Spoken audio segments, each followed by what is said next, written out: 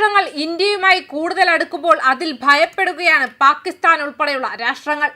America ഇന്ത്യയുമായുള്ള വ്യാപാര ബന്ധത്തിൽ വിള്ളൽ വീഴ്ത്തിയത് മുതൽ വിദേശ രാജ്യങ്ങളും അറബ് രാജ്യങ്ങളും ഇന്ത്യയുമായി വ്യാപാര ബന്ധത്തിൽ ഏർപ്പെടുന്നുണ്ട്. ഒമാൻ വിദേശകാര്യമന്ത്രി ബദർ അൽ ബുസൈദി ശനിയാഴ്ച വിദേശകാര്യമന്ത്രി എസ് ജയശങ്കറുമായി ചർച്ച നടത്തിയ വിവരങ്ങളാണ് ഇപ്പോൾ പുറത്തുവരുന്നത്. വ്യാപാരം, നിർണായക ധാതുക്കൾ, പ്രാദേശിക വികസനങ്ങൾ എന്നിവയിലായിരുന്നു ചർച്ചകൾ കേന്ദ്രീകരിച്ചത്. വ്യാപാരം, നിർണായക ധാതുക്കൾ, പ്രാദേശിക വികസനങ്ങൾ എന്നിവയെക്കുറിച്ചുള്ള ഞങ്ങളുടെ ചർച്ചകൾ ഞങ്ങളുടെ തന്ത്രപരമായ പങ്കാളിത്തത്തിന്റെ വിശ്വാസവും ആശ്വാസവും പ്രതിഫലിപ്പിച്ചു എന്നും എക്സിലെ ഒരു പോസ്റ്റിൽ വ്യക്തമാക്കി. ഇന്ത്യ അറബ് വിദേശകാര്യമന്ത്രിമാരുടെ രണ്ടാമത്തെ യോഗത്തിനായി അൽ ബുസൈദി ഇന്ന് രാവിലെ ന്യൂഡൽഹിയിൽ എത്തിയിരുന്നു.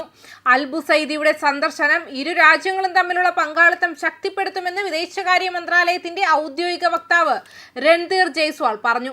രണ്ടാമത് ഇന്ത്യ അറബ് വിദേശകാര്യമന്ത്രിമാരുടെ യോഗത്തിനായി ഡൽഹിയിലേക്ക് ഒമാൻ സുൽത്താനേറ്റ് വിദേശകാര്യമന്ത്രി ബദർ അൽ ബുസൈദിയെ ഊഷ്മളമായി സ്വാഗതം ചെയ്തു.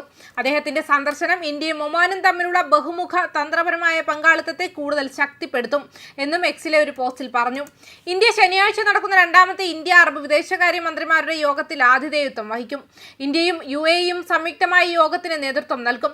മറ്റ് അറബ് ലീഗ് അംഗരാജ്യങ്ങളുടെ വിദേശകാര്യമന്ത്രിമാരും അറബ് ലീഗ് സെക്രട്ടറി ജനറലും രണ്ടാം ഇന്ത്യ അറബ് വിദേശകാര്യമന്ത്രിമാരുടെ യോഗത്തിൽ പങ്കെടുക്കുമെന്ന് വിദേശകാര്യ മന്ത്രാലയം പ്രസ്താവനയിൽ പറഞ്ഞിരുന്നു. 10 വർഷത്തെ ഇടവേളയ്ക്ക് ശേഷമാണ് വിദേശകാര്യമന്ത്രിമാരുടെ യോഗം നടക്കുന്നത്. ആദ്യ യോഗം 2016 ബഹ്റൈനിൽ നടന്നു. ആദ്യ വിദേശകാര്യമന്ത്രിമാരുടെ യോഗത്തിൽ സഹകരണത്തിന്റെ 5 മുൻഗണനാ മേഖലകൾ മന്ത്രിമാർ തിരിച്ചറിഞ്ഞു. സമ്പദ് വ്യവസ്ഥ, ഊർജം, വിദ്യാഭ്യാസം, മാധ്യമം, സംസ്കാരം എന്നിവയിലുടനീളം ഒരു കൂട്ടം പ്രവർത്തനങ്ങൾ നിർദ്ദേശിച്ചു.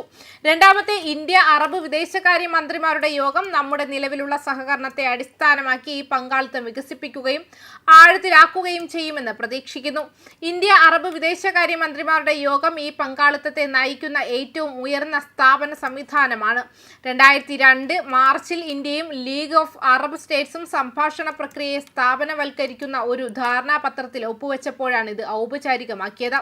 2008 ഡിസംബറിൽ അന്നത്തെ Arab League secretary general Amr മൂസയുടെ ഇന്ത്യ സന്ദർശന വേളയിൽ അറബ് ഇന്ത്യ സഹകരണ ഫോറം സ്ഥാപിക്കുന്നതിനുള്ള ഒരു സഹകരണ ധാരണാപത്രം ഒപ്പുവെച്ചു.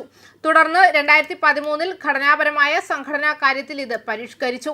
വിദേശകാര്യ മന്ത്രാലയത്തിന്റെ കണക്കനുസരിച്ച് 22 അംഗരാജ്യങ്ങളുടെ ഒരു പാൻ അറബ് ബോഡിയായ ലീഗ് ഓഫ് അറബ് സ്റ്റേറ്റ്സിന്റെ നിരീക്ഷകനാണ് ഇന്ത്യ. അതേസമയം ആഴത്തിലുള്ള ചരിത്രപരവും സാമ്പത്തികവും പ്രതിരോധവുമായ ബന്ധങ്ങളെ അടിസ്ഥാനമാക്കി ഇന്ത്യയും ഒമാനും 2008 മുതൽ തന്നെ ശക്തമായ തന്ത്രപരമായ പങ്കാളിത്തം പങ്കിടുന്നുണ്ടായിരുന്നു. 2024-25 സാമ്പത്തിക വർഷത്തിൽ ഉഭയകക്ഷി വ്യാപാരം $10.61 ബില്യൺ ഡോളറിനപ്പുറം ഗണ്യമായി വർദ്ധിപ്പിക്കുമെന്ന് പ്രതീക്ഷിക്കുന്ന ഒരു സമഗ്ര സാമ്പത്തിക പങ്കാളിത്ത കരാറിൽ ഒപ്പുവെച്ചതോടെ അടുത്തിടെ ഇത് ഉത്തേജിപ്പിക്കപ്പെട്ടു. ഇന്ത്യയുടെ പശ്ചിമേഷ്യ നയത്തിന്റെ ഒരു പ്രധാന സ്തംഭമാണ് ഈ ബന്ധമെന്നാണ് നിരീക്ഷകർ അഭിപ്രായപ്പെടുന്നത്. ന്യൂസ് ഡെസ്ക് കർമ്മ ന്യൂസ്.